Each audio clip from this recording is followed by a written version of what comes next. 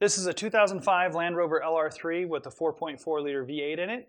In this video, I'm going to replace the PCV valve. The PCV is located right here. We need to take off the engine cover. These are held on by 6mm screws. They're captured screws, so just loosen them up and then you got to take the oil cap off too, and then this comes off.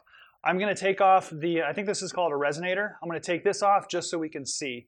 You don't have to take it off to get to the PCV.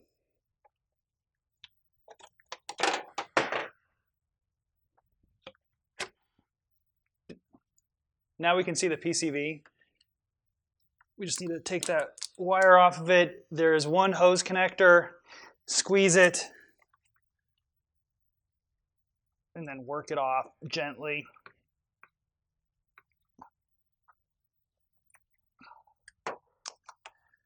It's held on by two 8mm screws.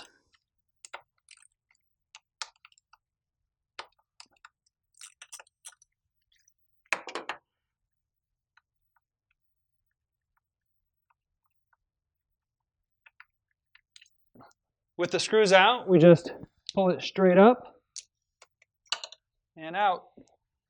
On the new one, there's two O-rings. When we want to lubricate those with some clean engine oil. And then set him back in there. The hose snaps back on. The screws go back in, and they are tightened to 7 foot-pounds, so not very much. If you want to get out your torque wrench, you can.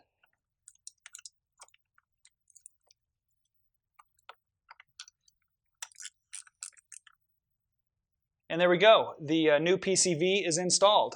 I'll put a link in the description on where you can get a new PCV if you need one. If you have any questions about how to do this job or any insight, feel free to leave them in the comments, and I'll do my best to help you out. Have a great day.